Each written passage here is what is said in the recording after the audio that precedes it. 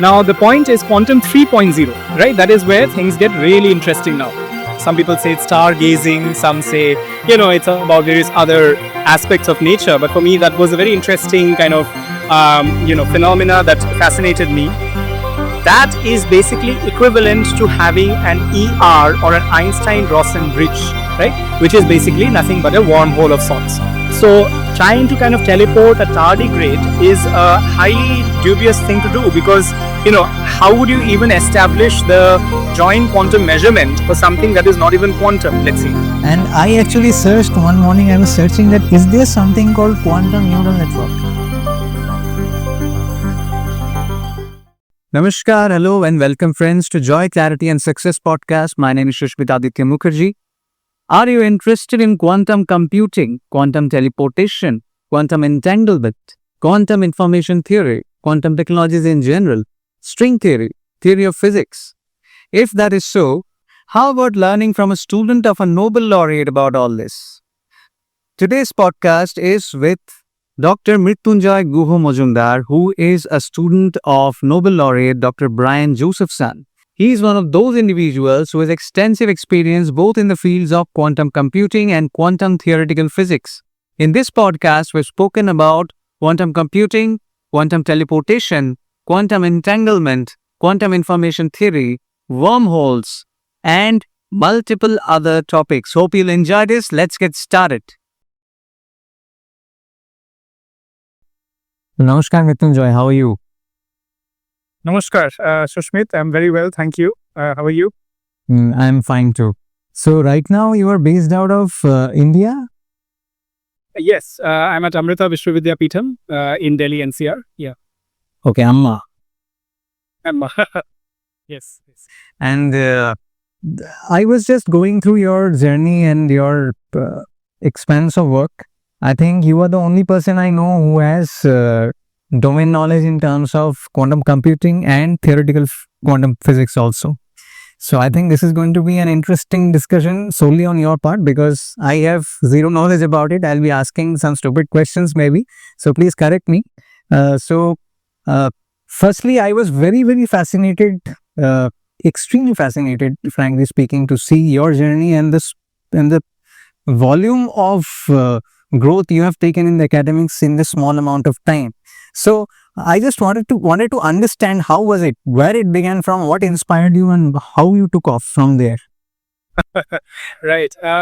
So I think the journey into the pure sciences began very early, I would say. As a child, of course, we are extremely inquisitive about many aspects of nature itself, for instance. And I always say one of the first, things that fascinated me a lot was the iridescence of oil slicks on the road, right? I mean, there are many such phenomena. Some people say it's stargazing. Some say, it's about various other aspects of nature. But for me, that was a very interesting kind of, phenomena that fascinated me. In middle school, I started working on certain projects as part of the National Children's Science Congress. And I represented Delhi state twice, and including once being selected by the government of India for ASEAN Summit in Philippines back in class 9th or 10th, roughly. And during this period, I think I got a kind of a taste of what research is. Obviously, it was fairly early, in terms of the rigor of it. But we did some fairly fascinating kind of explorations of things to do with communities and how science can be used for, various aspects of improving community living and societal kind of upliftment in that sense. Thereafter, in class 11th, 12th, there was always this thing about engineering and pure sciences, but somehow, pure sciences was what I wanted to go for. And I remember that we had this one issue of the Scientific American, which is a very well-known journal, and there was one copy that used to come to our school, and we used to make almost a dash for it to kind of read the various interesting articles and themes that we covered, each month.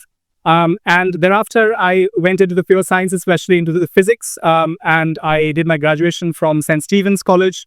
At St. Stephen's, there were a lot of different aspects which, again, helped me along the journey. There were some very good, but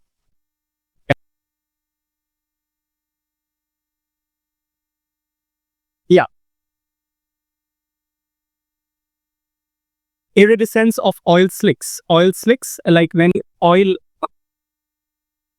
Right. So when you have an oil slick, right, or there is any medium which has a refractive index, which is not the same, of course, as air. Light tends to bend in certain ways, right? When light passes through it, and due to that bending of light, you can have a number of different, the spectrum of frequencies that can be emergent from that. So basically, what you end up seeing is a rainbow on the ground, right? I mean, if you will, in a common man's parlance, and it's very fascinating, right? It's almost like the rainbow has descended on the firmament, and it's quite fascinating to look at that. Yes. And why does it happen in oil? If you could explain, because I also am fascinated about light is the basis from which the quantum physics and all that starts. So why not start with this one? It can happen in other medium as well, but oil has a certain kind of manner of bending in that sense. I mean, even when you have, for instance, rainbows in the sky, right, that is when you have water droplets, right, condensed water droplets, and the light that kind of passes through that, right, and there is a selective kind of bending of certain frequencies with respect to the others, and therefore you see the different kind boys, right? I mean, so in the similar way, oil, it could be other material as well. It need not be only oil, but it's just that when you see oil that is spilled from cars, for instance, or even with ships in the ocean, right? It's very unfortunate. There are a lot of loss to marine life for that matter.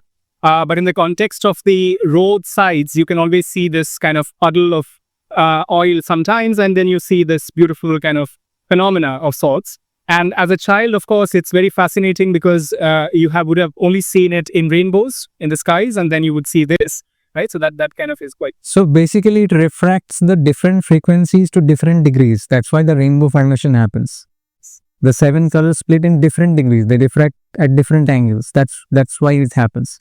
So so that started your interest in photon and all these things. I mean, obviously, there is no I always say that people say that Newton had that apple drop moment, right? I mean, I was at Trinity College, and I can say for a fact that, many people contend that, right? There is the fact that there actually was an apple that fell in that way, and that led to gravity. And nowadays, if you go to Trinity College, you will see this one tree in the courtyard, and all the tour guides will tell you कि इसी पेड़ से गिरा था apple, right? And उसी से gravity का शुरुआत हुआ, right? In understanding of gravity, that is not at all true. That is the offspring of a tree which was there in Lincolnshire, and that particular story also is obviously debatable, essentially, right? So I don't think any one moment precipitates things in that way. So I would say that one of the many things that probably propelled me towards pure science. Yeah. Yes, I am fascinated about Newton, but these kind of narratives are fantastic. Like Newton discovered gravity, Vasco da Gama discovered India. So yeah, This is one moment, right? so before that we were not there. Yeah. I mean, even Einstein for that matter, right? I mean, I'm guessing we'll discuss about that as well in some ways. But the discoveries or, the ways he formulated this theory, there was a lot of groundwork that was happening from the 1850s itself, the middle of the 19th century. And it was decades of work that kind of finally led to the formulation of special relativity and even quantum mechanics to a large extent. The mathematical tools were already there. And, even Tesla, for instance, I think there was some formula of the form gamma MC square that was in doing the rounds in certain circles. So I don't think we should also think of it as one, a sharp point where the turn happens in science. Yes. It never quite happens. Recently, some phenomenon has happened where quantum physics is starting to find real-world applications for the first time. I think before it was only research-based and theory-based and possibility-based. But right now, it's a happening space with billions and millions of dollars of industries and revenues being generated, medicines being created, financial portfolios being created, and all that is happening. So I just wanted to start off with that. So recently I studied, because I am into investment markets also. Apart from science, my profession is into investment markets and teaching finance students. So I was studying 3 companies in USA. One was Rigetti, one was IonQ, and one was D-Wave. So they have quantum computing computers, because you are right now at the center of it, as far as India is concerned, one of the very, very influential, I think inspiring people in that field. So I just wanted to understand from you that these companies, they are depicting their way of doing things in different ways. Like IonQ is talking about doing it in the gate-based quantum computing. They're calling it, a gate-based quantum computer. Then there is D-Wave, which is talking about quantum annealing. Right. And they have different, all these error rates are there, the noise corrections and all these things are there. Then there is, recently something has happened with Majorana 1, which Microsoft claimed that they have created topological qubits and all these things. So if you could brief, like, from where this first quantum computer, which company did it, was it done by IBM? Like the Qiskit and all that? Yeah. So I start a little before, if you will. So it's not true that quantum mechanics was not useful in general before this, because I like to look at it in 3 different layers. So I call it quantum 1, quantum 2, and quantum 3.0. And quantum 3.0 is basically your transistors, your various other lasers, for instance, right? They also have a lot of elements of quantum mechanics, in terms of the junction, diodes, transistors, and so on and so forth. And of course, population inversion and how you use that for microwave and light-based emissions, right? Stimulated emissions. So one could think about it in that way. So they were the first, I look at it as instances where the quantum mechanical side did have an application of sorts. Then when we come towards the 1970s and the 1980s, there we have a few very eminent people, right? One is obviously Holevo. Holevo was somebody who gave a bound in terms of the information that is carried by quantum particles with respect to any classical counterpart, essentially, right? So there's something called as a Holevo bound. And Richard Feynman, whom many of your viewers, I'm sure, are very familiar with, a very interesting person in the world of physics and one of the greatest luminaries. He basically, in one of the conferences, mentioned about the possibility of, using quantum systems, for simulation purposes, for studying, Hamiltonians especially. And so that was regarded as one of the key points when the quantum aspects went into this information theoretic side of things, right? And then obviously, simultaneously, or even before this, we had a stream of thought on entanglement, right, which I would like to kind of go into as well. Basically, the idea being that the properties of different particles or different entities which are quantum in nature are connected, are kind of, have a one-to-one correspondence, right? So what that means is that if you measure the property of one, let's say, even if the other was spatially quite far off, there would be a unique determination of what that state would be, right? And that has many different usages, and especially the 1964, the first time John Bell, a British physicist, he actually showed that this is indeed a very integral part of the quantum physical kind of theory, the concepts. And Einstein was not very happy with it earlier, as you may be familiar with. He said that maybe nature has some hidden variables, right? Something which is not known. And that is why nature acts so strange in the quantum domain, right? So that was actually negated by John Bell in 1964. And thereafter, entanglement also became a very integral part of this information theoretic usage of quantum physics, right? So in the 1980s and 1990s, things like quantum cryptography, for instance, quantum teleportation, there was Eckert's theory in 91. Thereafter, teleportation became a very interesting, a theme, essentially, of the usage of entanglement. And I know that, when you'll be interested in what is teleportation, right? because it's not quite the Star Trek teleportation, right? It's not about teleporting something from somewhere to somewhere else. It's rather you can think of it as a transportation of the information of the state of a certain particle or a system, let's say, and reconstruction of that state elsewhere with similar kind of material, right? So that is what it would be the more correct way to think about it. And the state is no longer residing in the initial kind of composition, in the initial kind of entity which it was in, right?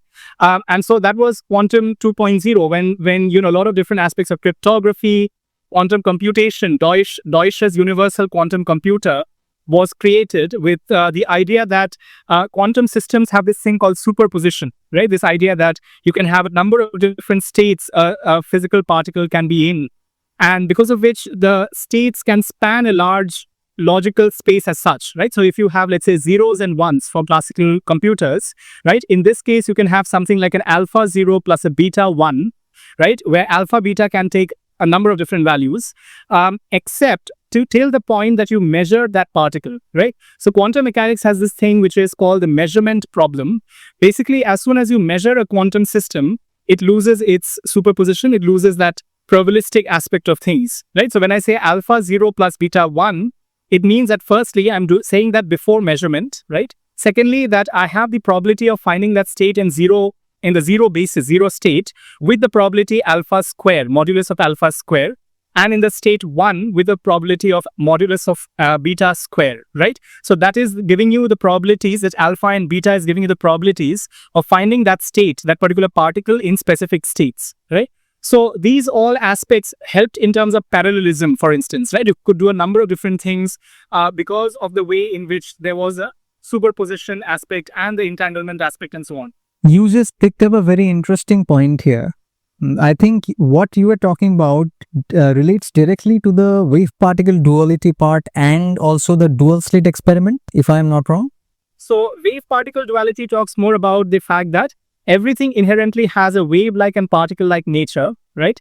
And there's a very interesting kind of experiment, the double slit experiment, which, I'm sure many of your viewers are familiar with. And we can even display the apparatus. It's an interesting apparatus. Yeah, when you have light passing through those two slits, right, you have this thing called the interference pattern, right? So you have a number of different light and dark kind of bands, essentially, right, on the screen. Now, a question was raised that if instead of light, we were to use, let's say, matter, right? Let's say electrons, right? And we do a number of different runs of this through the same apparatus, will we get a different kind of result? Will we get the same result? What will we get, right? So intuitively, if you think about electron, which passes through slit number 1 or slit number 2, you will expect that to basically make two bands right in front of the slits, right? Just in front of the slits, there's some deposition, some concentration of the electrons, right? However, in the actual experiment that was done even recently by Hitachi, the Japanese company, they had a run of 160,000 electrons, right? One after the other into this apparatus. And what they ended up getting, and which you will expect from the wave-particle duality, is that they got the wave-like interference pattern even for the electron, right? Which is a very, very counterintuitive thing, because why would an electron, which is a particle, have that at all, right? So that basically instantiated or rather kind of demonstrated that even particles like electrons have a wave-like tendency to them, right?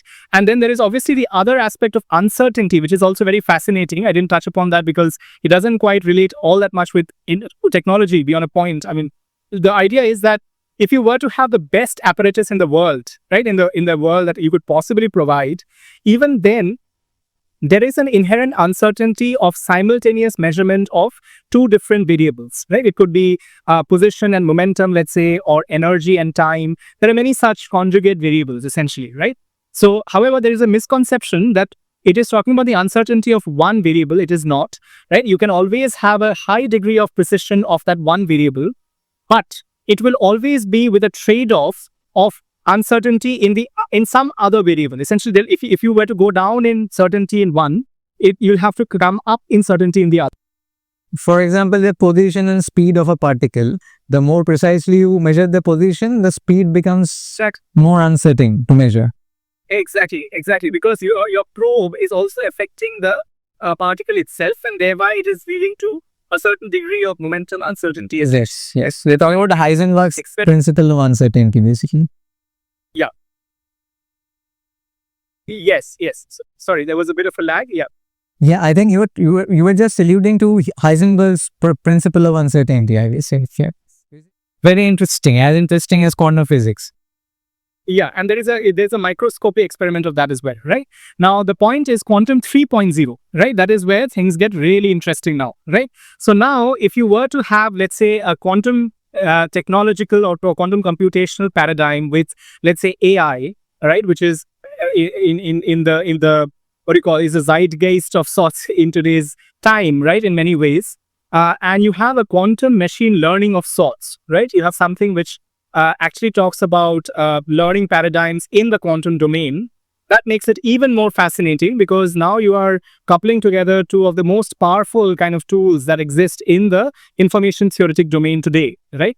And I always say that two things which give you a little more of a real world perspective on it. So the Nobel Prize for Physics in 2024 went to neural networks, right? Hopfield and Hinton and various others. And the Nobel Prize for Physics in 2022 went to Alan Aspect and others for entanglement, right? So both of these in recent years have been very much in the news, right? And also the government of India has two flagship programs, which is, has a maximum investment as it stands today from the DST side. One is a national quantum mission, which I am sure many of you or viewers have heard about, which is a 6,000 crore project, right? And the other is the AI project. There are centers of excellences being created, which also has a budget of about 1,000 crores or so, right? So clearly, these two areas are extremely important in terms of development and in terms of where we are taking the information theoretic paradigm, so to say, right? So I would keep it to that, and then we can follow on with that. Yes, please. And just because you were speaking about this neural network and you spoke about quantum computing. So one interesting thing, because I am also a student of artificial intelligence, Right. I'm into that. So I was thinking that I was just searching the name of godfather of AI because I saw a podcast which fascinated me, Jeffrey Hinton. So he was recently in a podcast with in a British podcast, and he was speaking about this, that we are creating neural networks which can calculate very fast, but they are not intuitive. So by intuition, what I realized listening to him, that he was talking about simultaneous measurements, multiple measurements at the same point of time. So I think that is the basis of that should be superposition. And I actually searched one morning, I was searching that is there something called quantum neural network? There are RNNs and CNNs, convolution and recurring neural networks, all these things are there. But is there anything called quantum neural network? So I saw that it is a very new field of research. So are you into that research also a little bit? At the moment. So actually before that, I would like to, I just remembered one point you raised about the gate-based quantum computation and the other forms, right? So that thing is, yeah, because it's very important. So quantum annealing is obviously a meta-heuristic kind of perspective on searching for certain kind of minima, essentially in a optimization like problem. But when you have gate-based computing, and then you have two others, which are measurement-based quantum computation and functional quantum computation, right? So I'll just briefly touch upon these three. So gate-based is when you have basically circuitry, right? Just like in a normal kind of classical paradigm as well, you have different wires, and there are some 1 qubit, 2 qubit, and so on gates, right? And there are some primary gates which are called the poly, gates as such, poly X, poly Y, and poly Z. And then you have something called the Hadamard gate, which also which helps in terms of introducing superposition, right? For a 0 or 1 state, it takes it to 0 plus 1 by root 2 or 0 minus 1 by root 2. And then you have conditional gates like C0 gates, C phase gates, right? I mean, which basically they are kind of like the XOR and the NAND and the NOR gates of sorts, right? Where you have controlled aspects of things essentially. And so that is the gate-based picture, right? Now, when you have the measurement-based quantum computation, basically what you have is you don't have a circuitry in that sense, in the sense of things moving in a linear fashion or in a directional manner. You basically have a lattice, right? A lattice of different kinds of qubits, right? In a configuration. And you do certain kinds of one-shot measurements on these constituent qubits, right? So you have a sequence of measurability or measuring essentially. And based on that, you can actually realize a certain kind of operation in a certain subsection of that lattice, essentially, right? So the only problem with this is that this is called a one-shot measurement quantum computation, right? So basically, you cannot kind of have repeatability with it, right? I mean, anyway, when you measure things, and you actually in circuit-based quantum computing, you keep the measurement to the very last, right? The very last, you put the measuring kind of probes or whatever you have. right? So in this case, you actually demolish the state, right? But you do it in a sequential manner. And based on that sequential measurement, you can actually construct a certain protocol or certain kind of operation on certain other subsections of that lattice, essentially. So that's measurement based, essentially. And then you have functional quantum computation, where the idea is that you have more of the functions are the constituents rather than the objects or the qubits as such, right? So you kind of work with the functional aspect of things. You can almost think of it like object-oriented and functional programming, for instance, right? I mean, so you have different ways to kind of look at things. So in that manner, you can think of functional quantum computing. Now, coming to the point of quantum machine learning, right? And you talked about neural networks. So there are three kind of paradigms that we look at, right? One is that you have, a classical data and you have a quantum circuitry, right? So you can have a quantum kind of operation of some kind, combination of operation that you can have. And that can instantiate the specific kind of artificial intelligence work that you need to kind of undertake, right? The other is that you have a quantum kind of data, right? And you have a classical setup. And the last one is obviously quantum and quantum in both, right? And each of them, what happens is you basically try to, for instance, if you have the classical data, you try to encode it using certain kinds of degrees of freedom of that state, right? So let's say you have the amplitude, the phase. There are many such ways you can encode it. And once you have it in the quantum state, right, you can then put it into different kinds of. So basically, my classical data, you are saying it's a binary code-based data, and we are creating superpositions out of it. That is basically the quantum version of that same data. Quantum, yeah. And then you put that into the quantum circuitry, right, which is anyway equipped to work with that, right? So you have many different algorithms, Shor's algorithm, Grover's algorithm, and so on. Right? So you basically do, yeah. Okay. So I was just fascinated to understand, like, if I have to build a quantum computer right now, if somebody wants to build a quantum computer right now, what is the basic architecture, right? Like, what is a qubit? How does it look like? We do not know about it. So if you could tell that. That's Sushmit, the $1 million question, which most of the industry is trying to kind of look at in very different ways. So there are different platforms essentially which help in terms of doing this. So you have the semiconductor quantum dot perspective, right, where you have different kinds of quantum dots in terms of electronic based, or there are confined quantum dots that can maintain quantumness and encode quantum information. There is something you mentioned in between, which is Majorana 1, right? You spoke about Majorana 1 and the recent work with that. Yeah. So that is basically when you have the Majorana particles, right, are those that for which the antiparticle is the same as the particle itself, right? To use very technical language in a certain manner. And the person who kind of found it is Ettore Majorana. He was a very fascinating guy, almost like, Feynman in certain ways. And in fact, he ended up getting lost. I mean, he was never found after a certain point. There's a whole mystery around how he disappeared all of a sudden. Anyway, interesting stories about physicists and physics. So basically, Majorana particles can be used for something known as anionic quantum computing, right? So anions, unlike fermions and bosons, right, have fractional statistics, right? They have a little different kind of statistics than the bosonic or the fermionic states, right? And they can have certain kinds of topological movements, right? So the topology, they can kind of braid with respect to each other. We have all seen the braids of hair, right? Hair, where you braid something essentially in certain ways. So the way that you move an anion, and if you were to braid it, topologically speaking, right, that can lead to different kinds of accumulation of phase and different kinds of operations that can be done with it, right? So basically, anionic quantum computation is what Majorana-based MZMs, we call them, Majorana zero modes, and so on and so forth. That is what these Microsoft guys are trying to do, with the chip and various other things as well, right?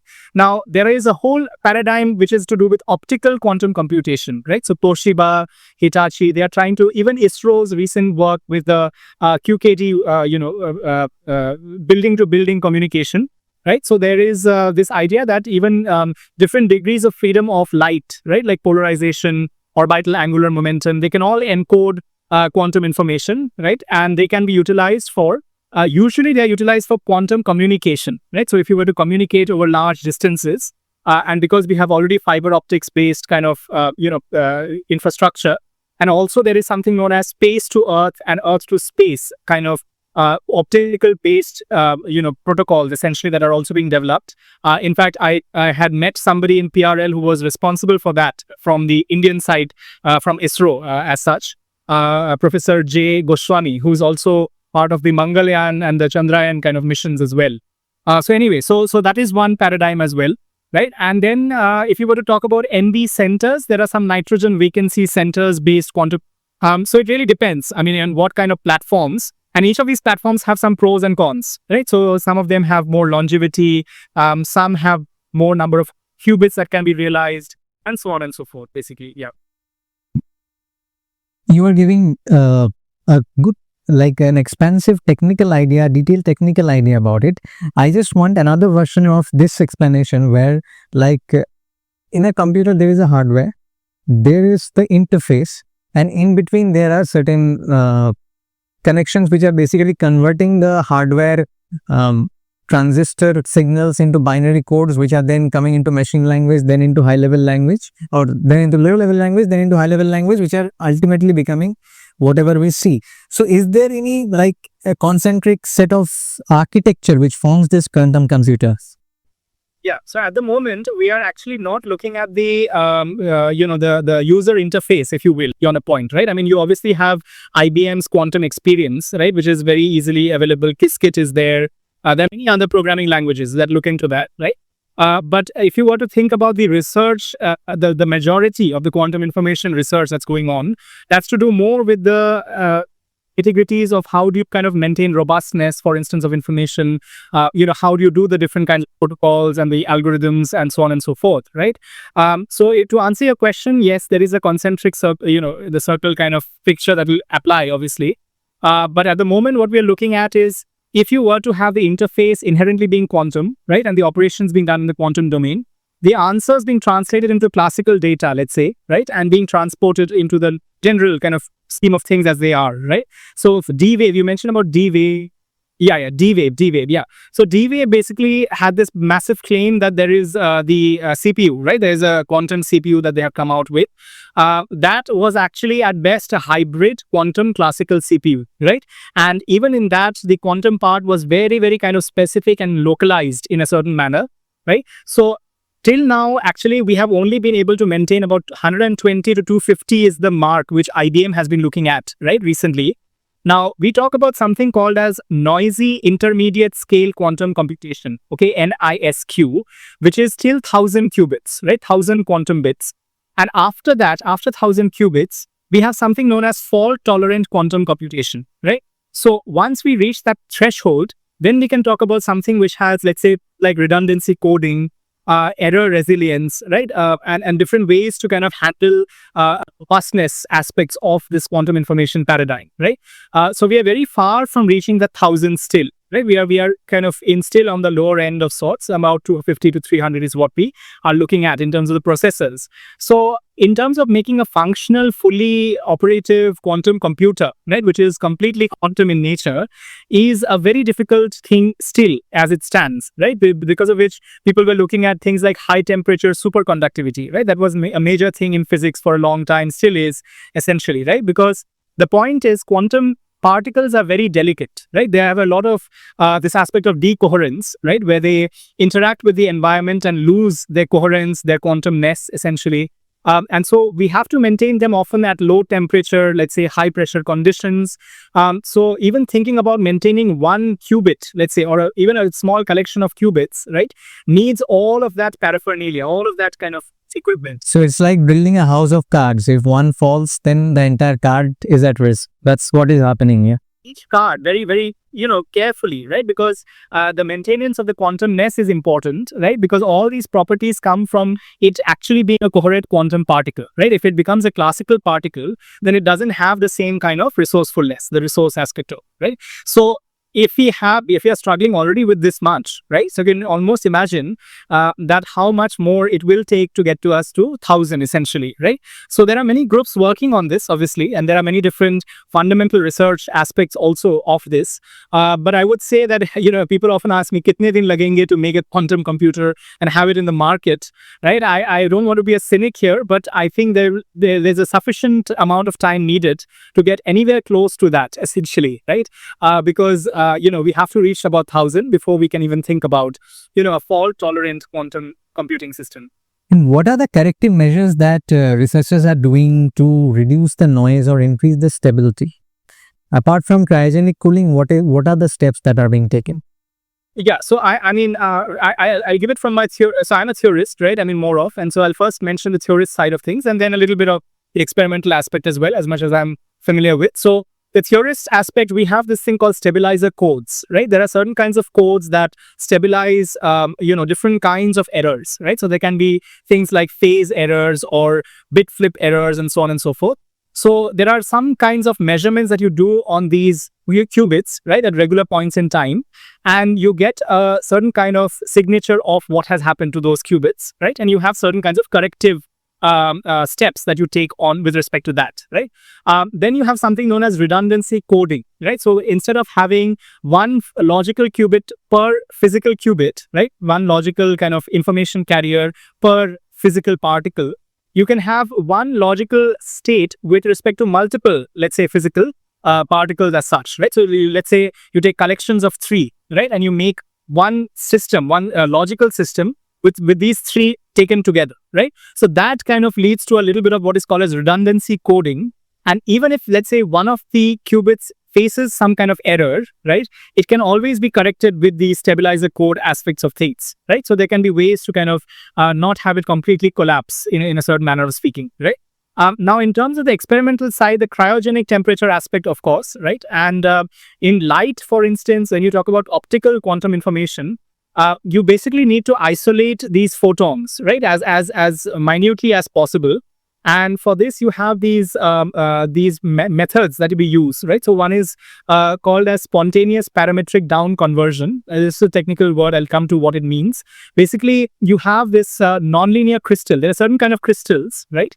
And you pass a very kind of intense laser beam, right? A pump laser beam, let's say.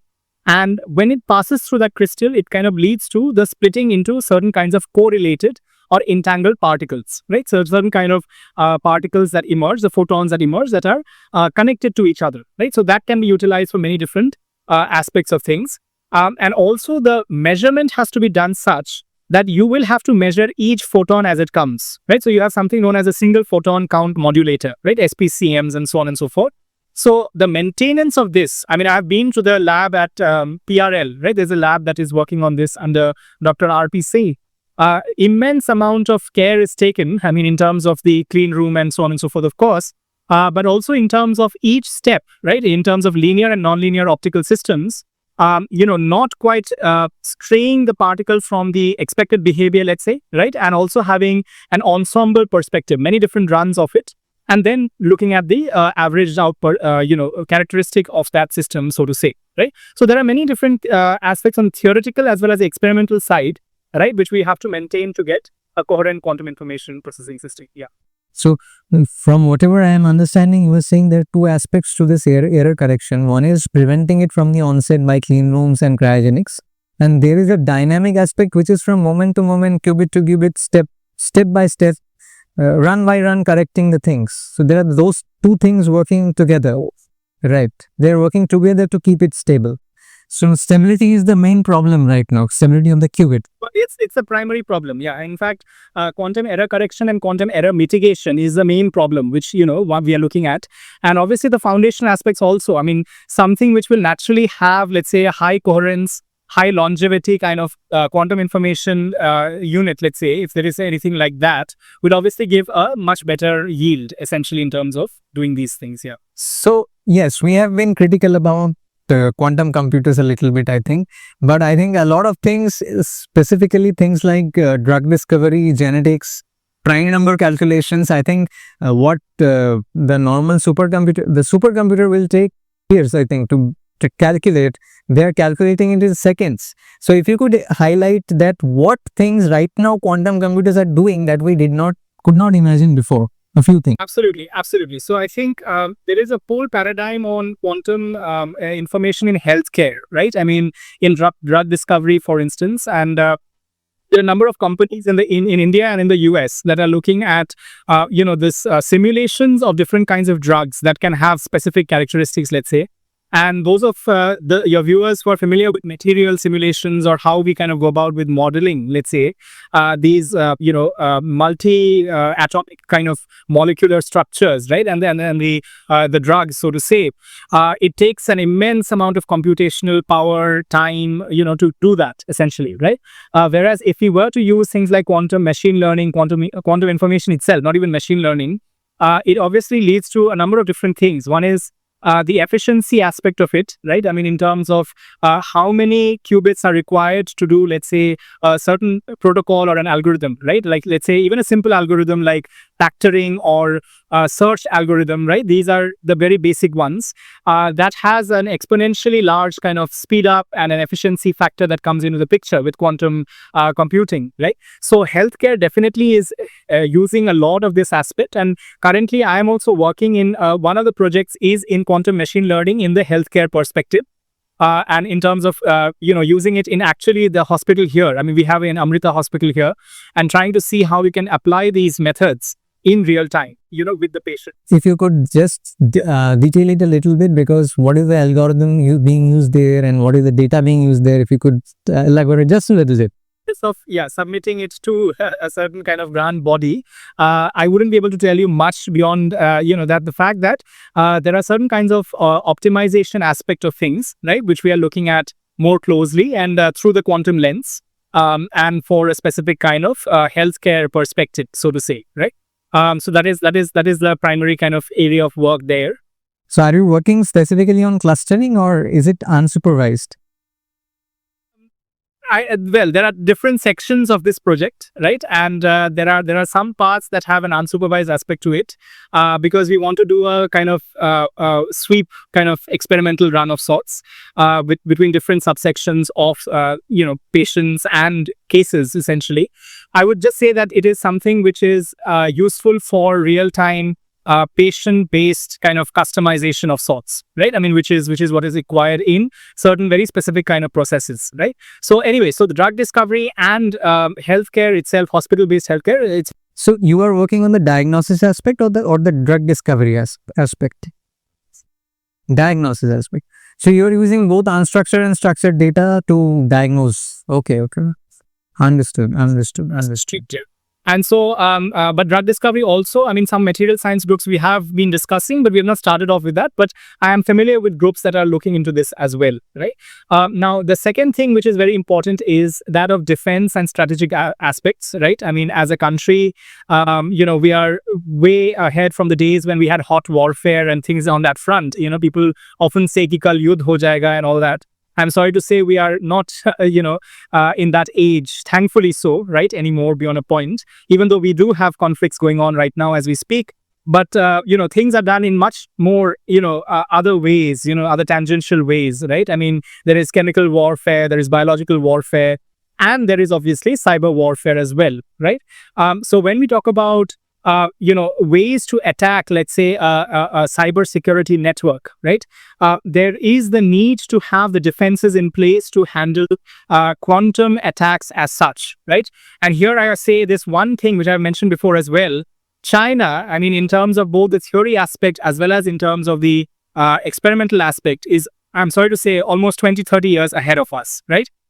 So we really need to do a lot more to have those particular kind of defenses in place, right? In terms of the algorithmic side and in terms of the infrastructure itself, right? I mean, people are working now, in Bangalore, Pune. There are many groups that are working on this front. So I don't personally work on that beyond a point, but I'm familiar with it. And then there is energy aspect as well, energy and communication. These two are also places where quantum information processing can really help us, right? I mean, because if you were to have, let's say, the energy grid optimization, let's say, right, or different kinds of ways in which energy allocations have to be done, right? There, obviously, that's very important. And in communication, also high throughput, resilient quantum communication is something which is very, very important as well, right? And there are many others as well. I mean, I can think of a number of different applications, but I think these are the primary ones which people talk about and which has a direct impact on people's lives, essentially, right? I mean, so yeah. Okay. So you were talking about energy also there. Yeah. And you are doing research on the medical aspect currently. And are you aware of... Right. So are you doing any other field, domain of research are you involved in? Like energy or Yeah, so the foundational aspect of science, I mean, of physics itself, right? I mean, for instance, the unification program, right, which people talk about, the standard model, the string theoretic aspects, and so on and so forth. I've been working very closely with Professor Brian Josephson, and particularly on coordination dynamics, right? How things can correlate and lead to emergence and different aspects of that. And this whole idea that there may not be a theory of everything per se, right? Because again, I may sound like a cynic here, but even Stephen Hawking in his last book, right, mentioned about the fact that there may be just the 5 theories that constitute M theory right now, and there may not be one theory that unifies it all, essentially, right?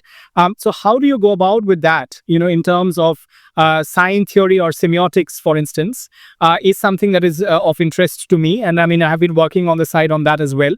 In fact, one of the Lindau Nobel Laureate conferences, Professor Brian mentioned about our work as well last year or last to last year. I mean, again, it's still early to kind of claim that it leads to the gauge theoretic of the gravitational sector, beyond a point. But the aim is to kind of have a self-consistent theory, which starts from coordination dynamics, from sign theory, towards moving in that direction, essentially, right? So that is one area that I've been looking at. And then there is another which is to do with, this aspect of, again, there are many different applications of quantum information, basically, right? That's been my primary work. But primarily, I have been focused on entanglement, right? And particularly in within certain degrees of freedom and across the different degrees of freedom, right? Let's say you have in light, you have many different degrees of freedom. You have polarization, you have OAM, you have many other degrees of freedom.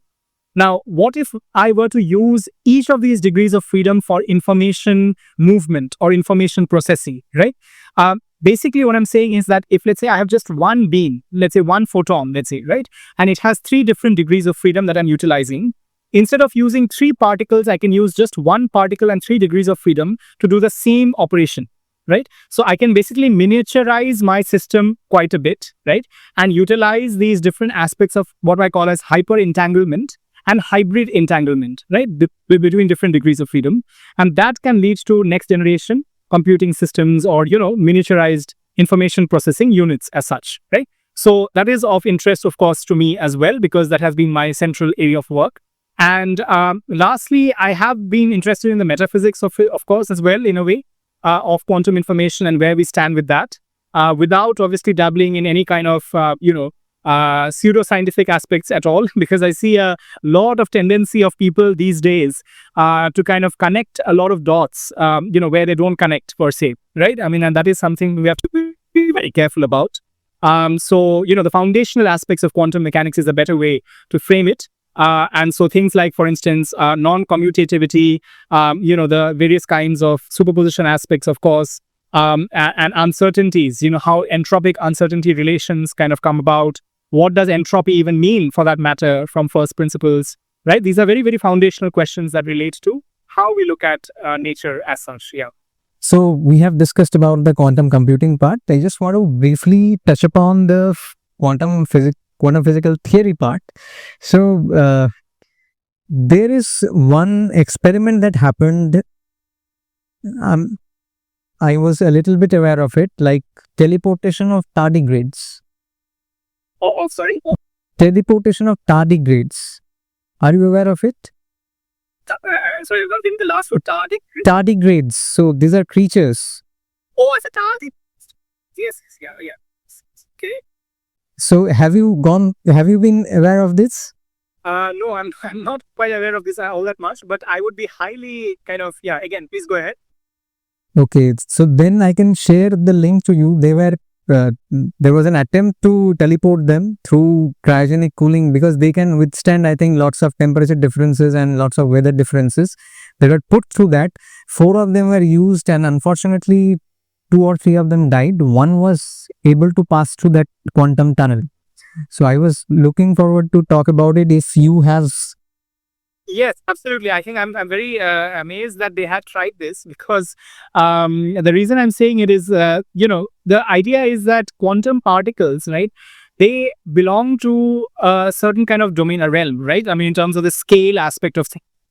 And when we move up in scale, right, when we talk about macroscopic entities, this aspect of coherence is lost very quickly, right? I mean, it has even for electrons, even for many other different particles.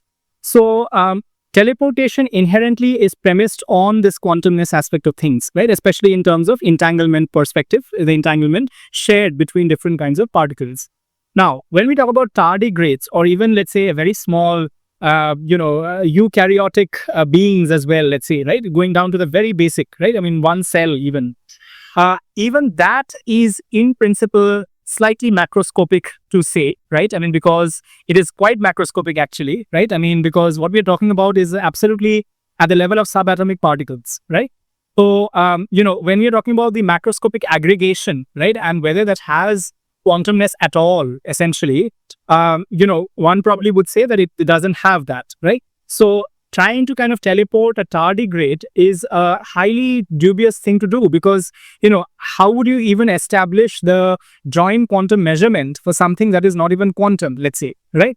That is one of the things. And then the whole idea of the entanglement channel itself is something which is quantum in nature, right? So the reconstruction of a tardigrade in that sense will not be trivial at all. I mean, if possible in that sense, right? So I think this whole idea that we can be teleported. I mean, people often ask, कि हमें भी teleport कर सकते हैं क्या? Right? I mean, so the answer is probably not, right? Unless we have some way in which coherence is maintained even up to a macroscopic aggregation, essentially, right? Which has not been found till now, per se, as far as I know, right? So I think tardigrades, yeah, I don't know who did this, but it's very fascinating that there is. So because we are coming to the end of this, I had 3 primary questions regarding the theoretics. So I'll match them together and ask you. So one thing is string theory. String theory says there are, if I'm not wrong, there are 11 dimensions they are talking about in the universe. So what is being spoken about there?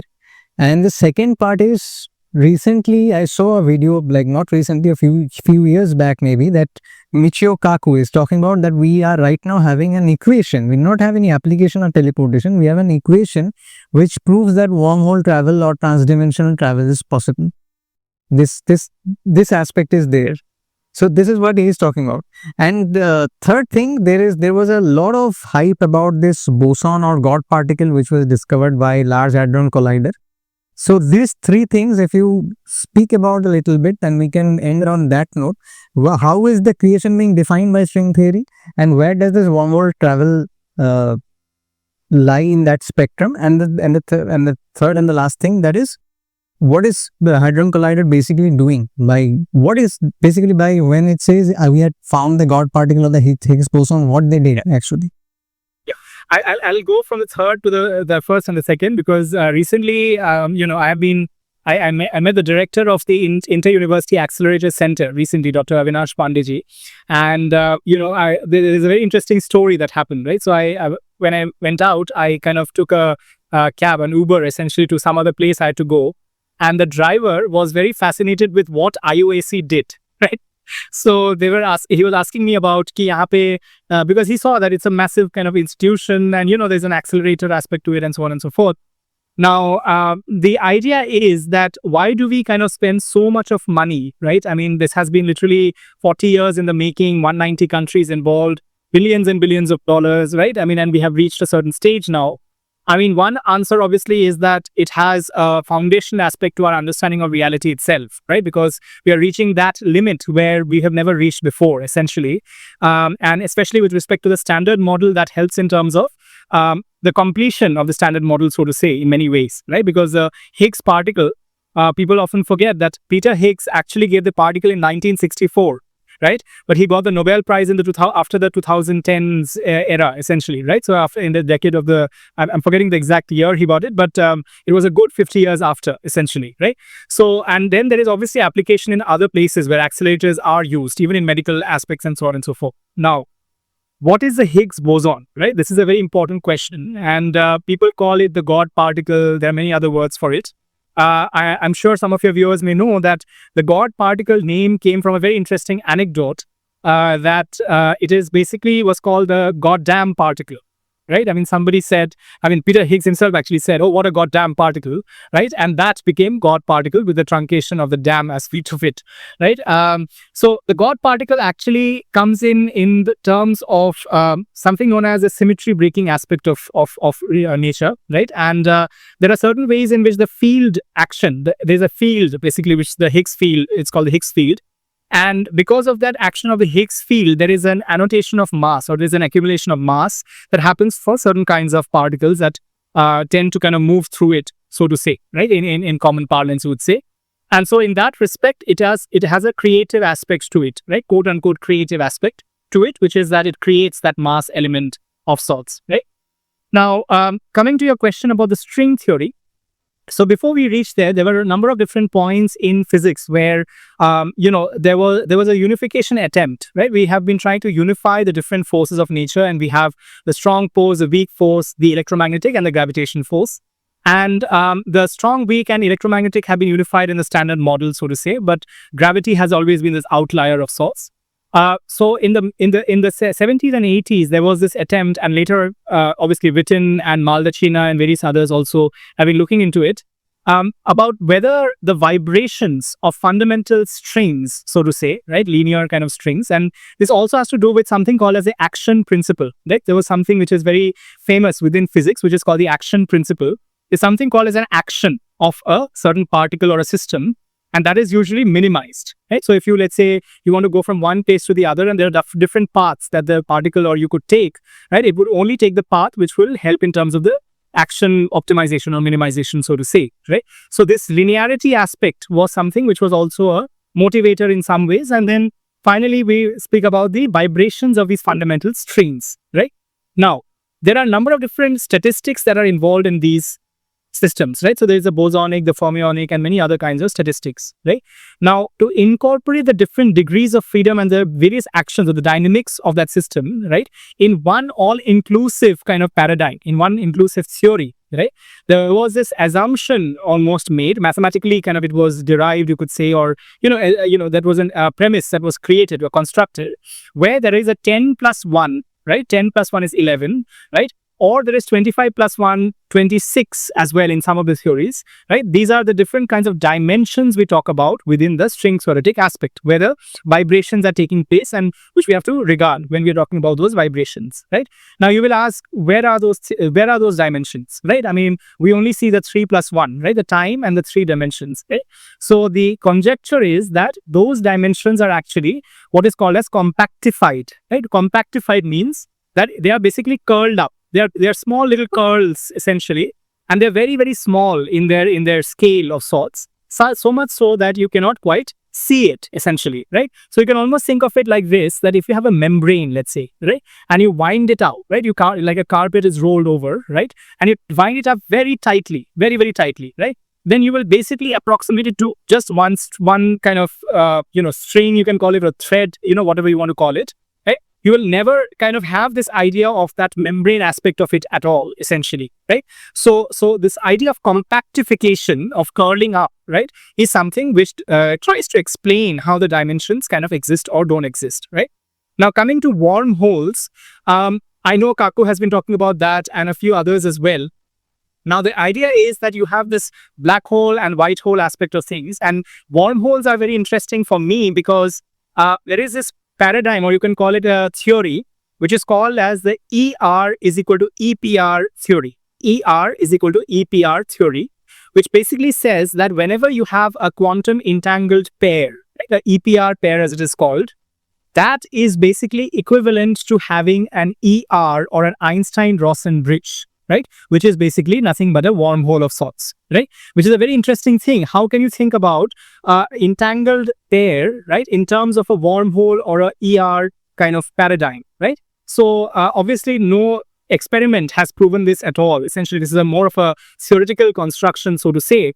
And entanglement in other perspectives also in gravitational sector has played a big role. I'll give you an example. There's something known as ADS-CFT, which comes from string theory as well, right? That basically talks about how information can construct or almost holographically make the gravitational side emerge from it, right? So for instance, if I were to say that entanglement on a boundary of a certain system, right, leads to the space-time that we see in that system as such, right? So there's something called as ADS-CFT, right? The entanglement in CFT is analogous to the gravitational dynamics in a certain space called ADS, right? So that is the whole aspect of how this comes together, right? So the wormhole perspective, I mean, experimentally, there is no way to prove it as such, right? Because I always say that the unfortunate thing about Stephen Hawking is that he never got the Nobel Prize because experimental verifiability of the various aspects he studied is very, very difficult to do, right? I mean, the first reconstructed image of the black hole was found a few years back, right? Only a few years back, right? And even that was just a very kind of, smudgy reconstruction of sorts, right? With a little bit of the radiation aspect kind of, seen in that way, right? So and because the gravitational field is so intense, I mean, near a black hole, there is no way that you can probe whether there is a wormhole or not, right? I mean, there is nothing that you can possibly do, because what happens is there is this element of randomization, right? Whenever something reaches the event horizon, right, there is something known as scrambling or randomization of any entity, even information for that matter, right? So there's a firewall almost, if you will, right? So how do you have anything meaningful come out of it, right, once it is already randomized, is a fundamental question to address, right? So even if you were to have some non-human distant kind of probe, right, let's say a light probe or some different kind of information encapsulating probe, right, there is no existing kind of resilient system that can withstand that gravitational intensity or that, the power of that black hole, essentially, right? So that wormhole perspective, I think, is at best a theoretical construct at the moment, right? And it also obviously has an interface with entanglement, as I said, and many other paradigms of cosmology and high energy physics. So I'll end it on the note of a paradox here, because we were also taking interest in the spiritual aspect of things. Here, what I think we are grappling with is a paradox of continuum and quantum.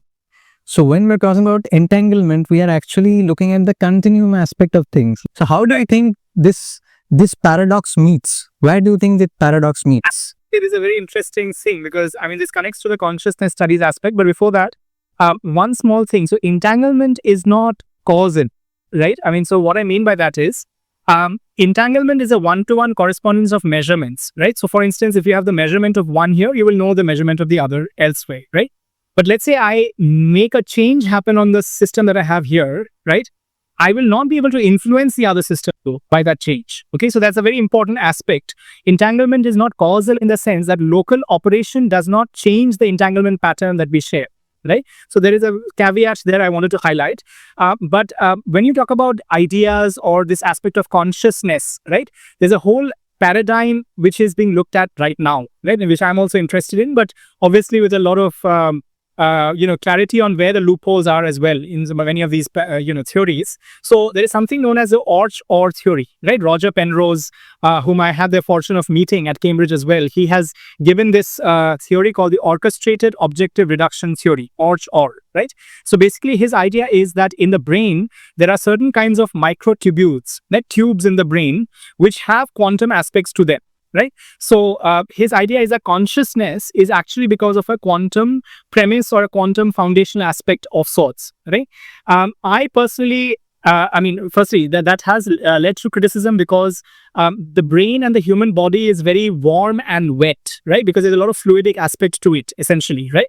And the maintaining coherence and quantum coherence in that is very difficult. Right. So there are a lot of challenges in that.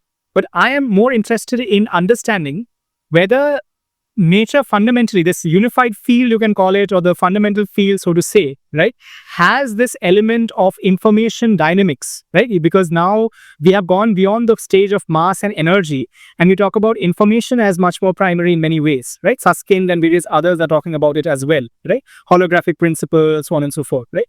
So the point is that if that information theoretic aspect inherently has elements of reflexivity, let's say, or elements of this connectedness in that fundamental level itself, maybe that would be a more interesting and feasible way to discuss about consciousness or many other aspects of this, right? So I personally am interested in that area, right? And I most definitely feel that quantum mechanics has led us to go from a very primitive reductionist deterministic picture, right, which we had in Newtonian physics and before that, right, to a much more nuanced, a much more sophisticated way to look at nature, right? And obviously we have a lot more to cover, but that is a very integral part of that transition that has happened. Yes, I actually could speak about a lot of things because Newton was planning on putting gravity within the theory of light also somewhere, but he was unsuccessful because he could not prove that light accelerates. I think that was the premise.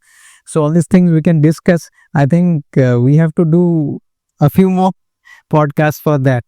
Thank you so much for your time. I think you are tight on your schedule also. I can understand that very much. And thank you for your gracious presence. Hope to meet you once again. I have certain questions. So if you have 2 minutes, I'll just ask them once we finish this. Sure, yeah. Well, Thank you so much.